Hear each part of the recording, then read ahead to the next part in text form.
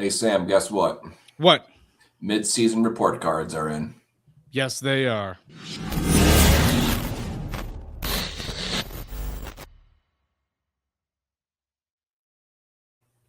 All righty. Well, another episode, and in this episode is the start of a two-part episode series where we do our mid-season grades. Andrew, you ready for us to do our grades? This is your first mid-season grades type of episodes because we've done them in the past. How do you feel? I feel good. I feel like I judged fair but firm with my selections, and luckily the team's been playing good, so I don't really have too many harsh critiques for too many guys. Yeah, I don't either. There's probably one player. He might be a goalie that kind of graded a little bit harsh, but Hmm. other than that, I would say my grades that I've given are pretty good grades. First and foremost, since this is a pre-recorded episode, no news in this episode, so we're going to jump right into it. But remember, we have a great partnership with SeatGeek. You get $20 off your first purchase if you use promo code Caniac Report, all in one word. It's a great deal if you're trying to save money on some tickets. And remember, if you're watching us on YouTube, please hit that like button, hit that subscribe button, hit that notification bell so you never miss another episode. And if you're listening to us wherever you get your podcast, um, please leave a rating and a review. It really does help us out. So, Andrew, let's get to the grades. We're going to start with goaltending and then work our way up. So, again, this episode's goalies and defensemen. The next episode will be dedicated to the forward. So, goalies, Andrew. Da, da, da, da. Let's start with Pyotr Kochekov. Pyotr Kochekov. I have him currently with a C plus. I count a flat C as you showed up and you've done exactly what was expected of you, nothing more, nothing less. I thought that Kochekov was starting to put some games together, and unfortunately, his season got ultimately derailed by injury. But obviously, the Brandon Bussey story saved us from this being a derailing thing. Because I feel like this was the season where it was his opportunity to seize the number one goalie position. Yep, I completely agree. And guess what? I gave him the exact same grade, a C plus. And I might have actually kind of forgot to say this, but A means obviously you're great, you're one of the top. F means you're failing. I never gave anybody an F, Hmm.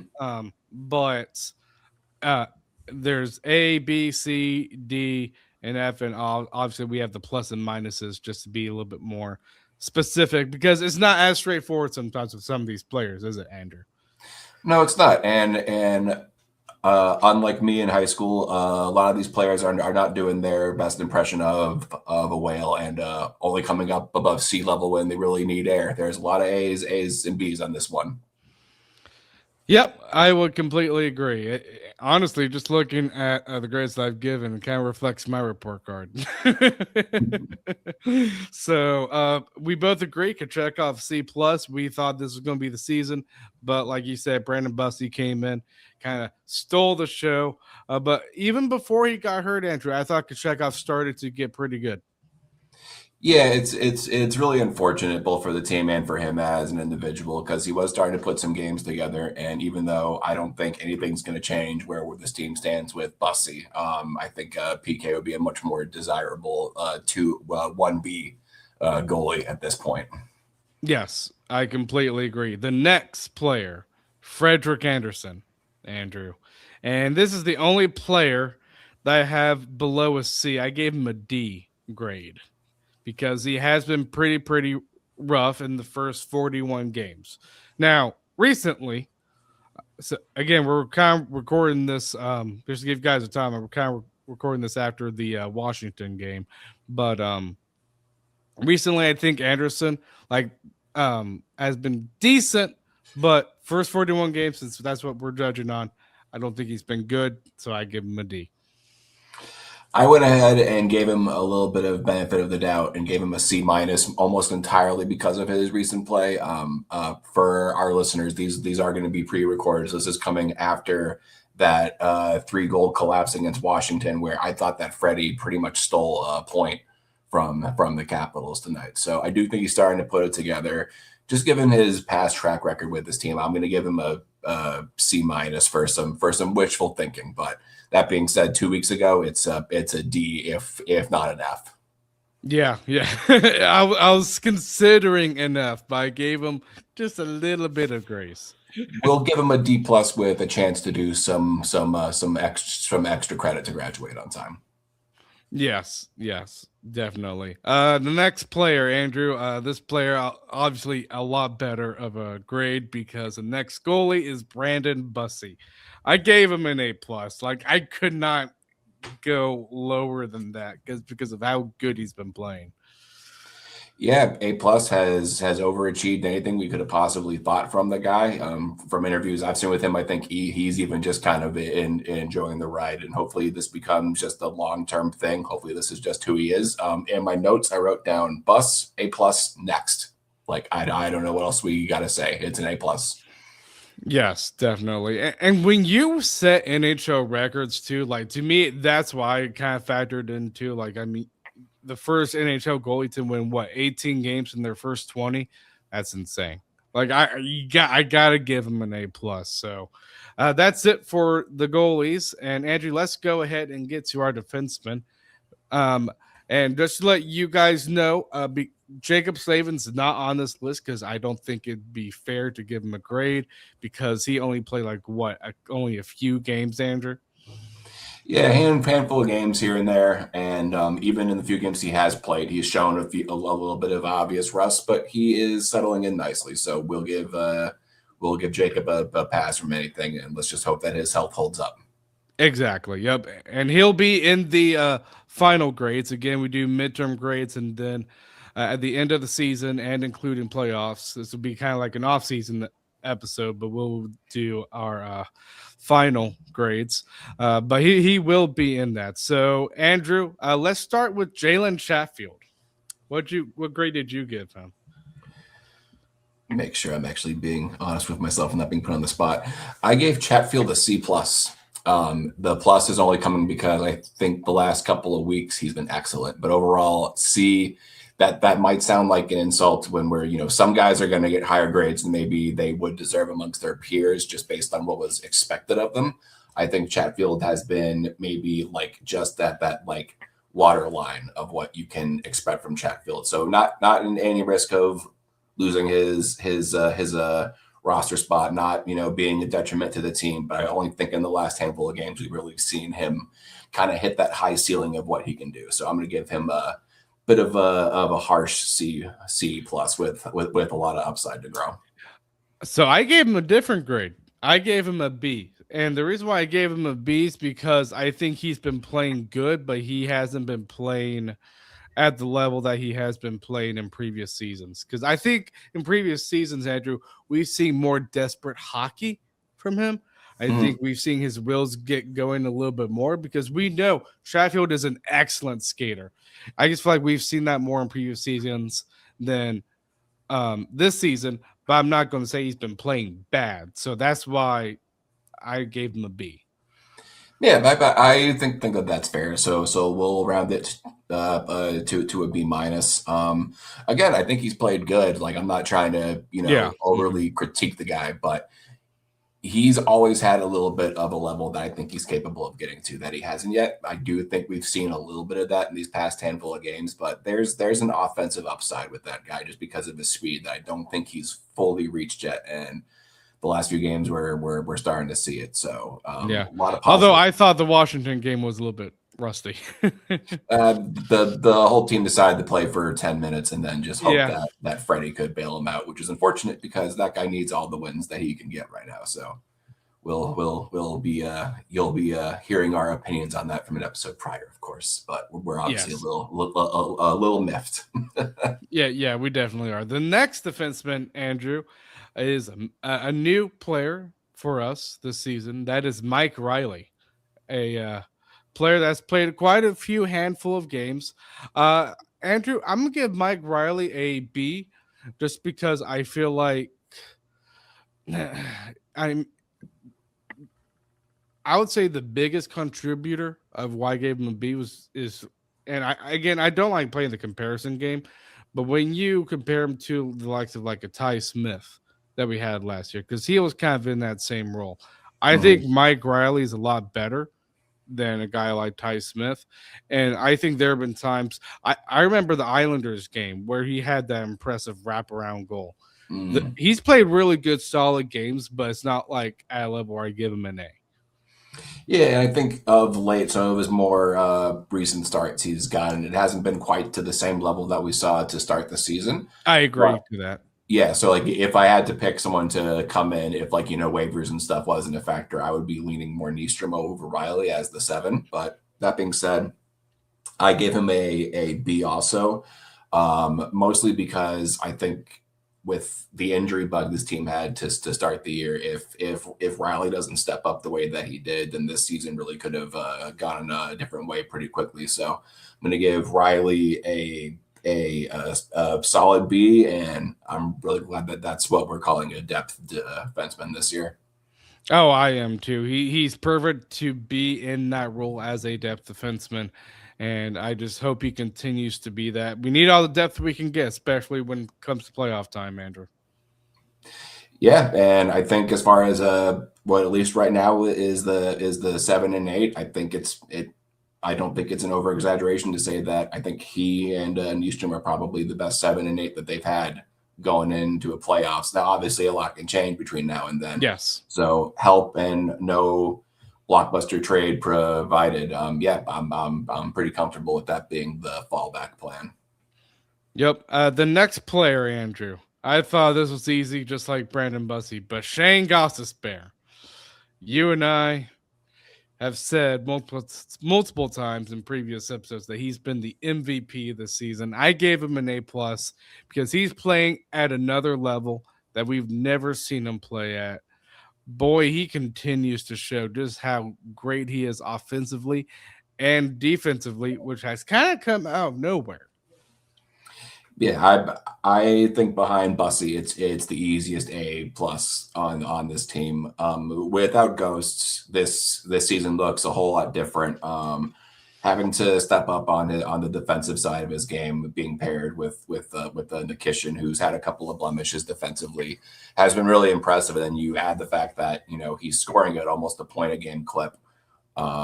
Just has an absolutely nasty wrist shot from the point. So I think it's time we start talking about Ghost the same way we talk about guys like Aho and Svech. Like I think Ghost is a core player of this team.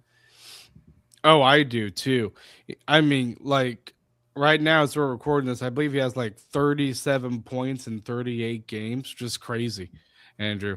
And listen, I realize it's tough. I'm not saying that he should win it or anything, but I would like to see Ghost at least in the conversation of it blanked in my mind. The name of the trophy for The Norris. The Norris, yeah. Yeah. I think he deserves a little to be at least in the conversation to be a finalist. Yeah, he should be one of the 5, maybe semi-finalists. I think it's Makar's to lose. It is. This year. It's Makar's to lose every year until he retires, probably. But as far as just a perfect defenseman for what Rod wants to do, as far as them joining the offense, Ghost has just been an absolute perfect fit for this team, and hopefully he can keep it going. Hopefully he can stay healthy. Yes, staying healthy is probably the only concern for Ghost because when he's healthy, he's proves that he's one of the best players out there on the ice. He's only played 38 something games out of 50 something games. So just staying healthy is his main thing. Yeah, and luckily so far it's only been little nicks and bruises here and there where he's missed 3-4 games at a time, but if he goes down for a substantial amount of time, then that's going to require guys like Nikishin and Miller to really step up offensively, which I do think they have the capacity to do. Yep. But Ghost is just fits so seamlessly with this team, and you can tell he's got really good chemistry with the forwards. And that shot that he has, good gosh, like it's like a bullseye every time when he shoots the puck, like right bar down. It's crazy. Yeah, his shooting is almost like the opposite end of the spectrum to what like Nikishin does. Whereas Nikishin, I think, has a very heavy shot that even if it doesn't hit its target, it's going to bounce off with enough to create a chance. So just keep putting it on. Goes to someone that I fully expect to do what he did tonight in the Washington game. He's And sneaky. Yep, and just create space, use two Caps players to create a screen and just absolutely paint the near corner. Just an incredible shot and a great player. A+. Yes. Oh, yeah. A+ all across the board for Shane Gostisbehere. Well, Andrew, let's get to a sponsor, and then we'll finish with the midterm grades here. DraftKings Sportsbook, an official sports betting partner of the NHL, is built for the fastest game on ice. With player props and live betting, every shift, every shot, every save gives you options to get in on the game with DraftKings Sportsbook. New customers, bet just $5, and if your bet wins, you'll get $300 in bonus bets instantly. Download the DraftKings Sportsbook app and use code THPN. That's code THPN to turn $5 into $300 in bonus bets if your bet wins. In partnership with DraftKings, the crown is yours. Gambling problem? Call 1-800-GAMBLER. In New York, call 8778-HOPE-NY or text HOPE-NY. Connecticut, call 888-789-7777 or visit ccpg.org. On behalf of Boot Hill Casino in Kansas, wager tax pass-through may apply in Illinois. 21 plus in most states. Void in Ontario. Restrictions apply. Bet must win to receive bonus bets which expire in 7 days. Minimum odds required. For additional terms and responsible gaming resources, see dkng.co/audio. Limited time offer. Copyright 2026. NHL. All rights reserved. Alrighty, Andrew. Let's continue with the midterm grades here. And the next player is the rookie, Alexander Nikishin. There have been games, I would say, in the games that I am assessing him on, where he's looked really, really good, and games where, he's definitely a rookie. I gave him a C+, though. I gave him a B-. This is the first time that you've judged a little bit more harshly than I did, but I think C+, B- is probably fair just because of what we know that he's capable of doing, and we are factoring that into our grades here.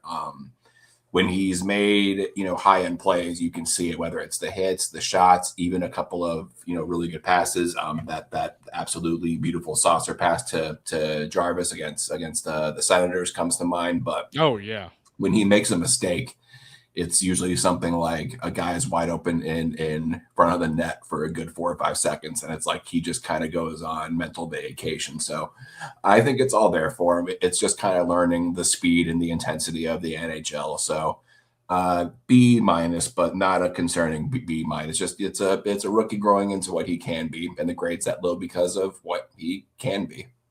Yes, I think that's a contribution to that as well. We know the sky's the limit for this dude.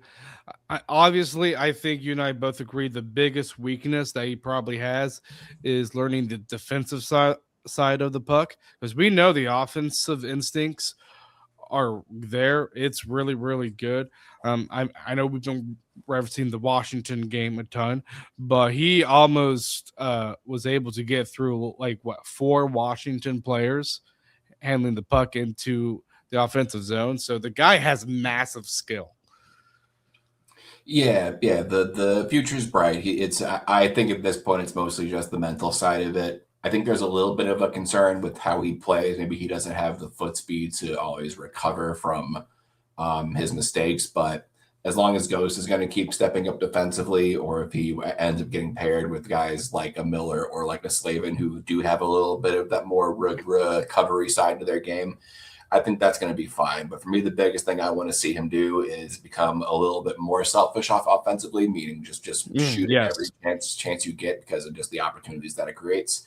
And I'd like to see him be a little bit more physical in front of his own net, clearing out other players. Because that's my biggest critique of him, is there's times where it feels like he's just kind of watching those kind of plays go down. And he's way too strong of a guy for that to happen.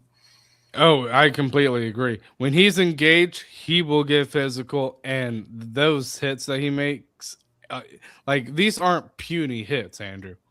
Like, I mean, the hit, I can't remember who it was on, but the hit in when we played against Florida, where we won 9-1. Boy, what a massive hit! Like, that's what we want to see, and we need to see more of that. Yeah, I'm really excited to see this guy come playoff time when things get ratcheted up because players like him they do need to have a little bit of that, take a little bit off during the regular season. Otherwise, you're just gonna, hit yourself into an injury. But Yeah. when all the chips are on the table, these are the guys that have the potential to be game changers. So really excited for the future with Nikishin, and hopefully he continues to just, become a little bit of a smarter hockey player, I think is the right way to Yep. say it. Be a little bit smarter with the puck. Work probably maybe just a little bit more in skating. Shoot more and hit more. I think those are the only things. If he works on those, he'll be a top 2 defenseman. I really do. I agree. All right. So the next player is Joel Nystrom, another rookie. And Nystrom, like, I think he has played most of his games. He's played very, very good. I think there are some games where he hasn't played so good, but I'll give him. I'll say probably a B, a bit of a higher grade than what I gave for Nikishin. But like what we said about Nikishin, Nikishin has the higher upside than Nystrom. So I went a little bit of a different direction with the grade here, only because he's a guy who I think the majority of us wouldn't know exist had the season not gone the way Yes. that it did. So I actually gave him an A just based on what was expected of him and how much he stepped up. I think behind Sean Walker, if there's a defenseman on this team that we can say, kind of saved this season from going haywire, it's Joel Nystrom, and now he's locked up for 4 years, super manageable deal. And whether it's for us or whether he gets traded to a team that, if Nystrom goes to one of the bottom feeders of the league, I think he's in there. I think he's in their top 6, probably on the third pair. So bright. And you like to see guys take advantage of the opportunity when it's presented, and it's because of how well he did that. Given the fact that he's a 7th round pick, I felt like I had to give him an A just based on what was expected of him. Yeah, and if it was just on expectation, I could give him an A as well because no one saw him coming. Now, Eric Tolsky might have seen him coming because apparently there was an interview with him. He said, "Well, they were expecting Nystrom," but regardless, most games he has just played fantastic. He's very smart with the puck. He's a pretty good skater. Just an all around decent 2-way player, and he got his first goal against Ottawa. Yeah, loved that for him. Doesn't really have a whole lot of offense to his game. He's just one of those good stay at home, just doesn't do anything really exceptional, but doesn't really seem to have a shortcoming in his game. So as long as he's playing smart hockey, he can just be a kind of a safety gap stop on that third pair, which, we've seen it before. That sounds like it's a critique, but no, I mean, look at how many teams would love to have a guy like that on their third pair, and especially locked up on the deal that he just signed. So, yeah, I'm comfortable with rounding it to a B plus based on both how he's played, the expectations, but the giving him an A was definitely kind of a pat on the back for stepping up. But even with that, I think that he's been quietly really good all year. Oh, he really has. The next player, Andrew, we already talked about him just a little bit, but Sean Walker. This is a player. It was very hard to so I ultimately ended up giving him just a straight A. It was hard for me to be like, can I give him an A plus? Do I put on the same level as Ghost of Bussy? It was tough. I just gave him an A because I just don't think he's been playing at that level on a consistent basis as well as Bussy and Ghost has. But Walker, I give him an A just because he's been so good, and this team and standings wise would have been a lot lower in the standings if he had not played well, especially with Slavin being out. Yeah, 100%. I gave him an A minus only because there was that little bit of a rough patch a couple of weeks ago, but he seems like he's regained form.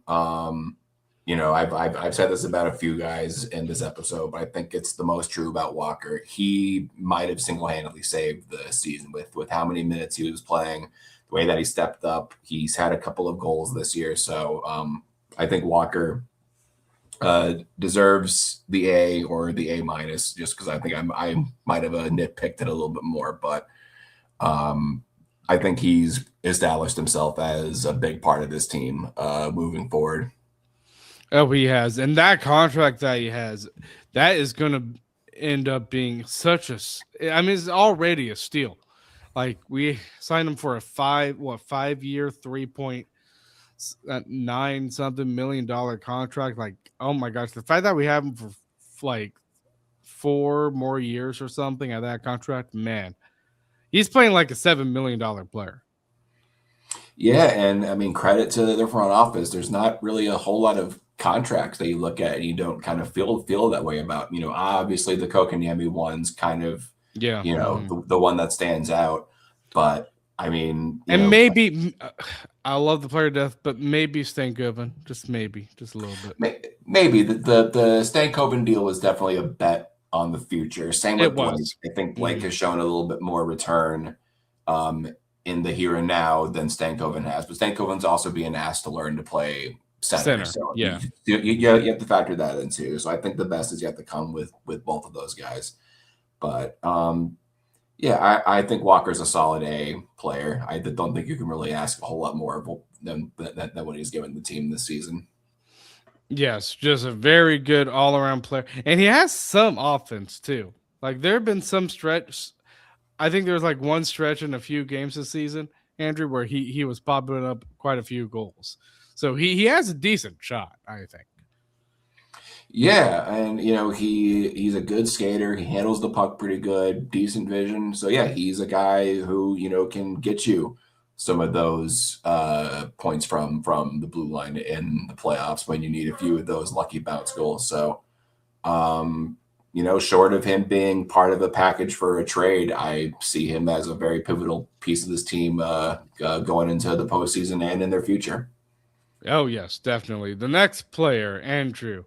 This player, I mean, given the contract that we gave him, 8 years, $7.5 million with Keandre Miller, there's definitely some expectations there with that contract.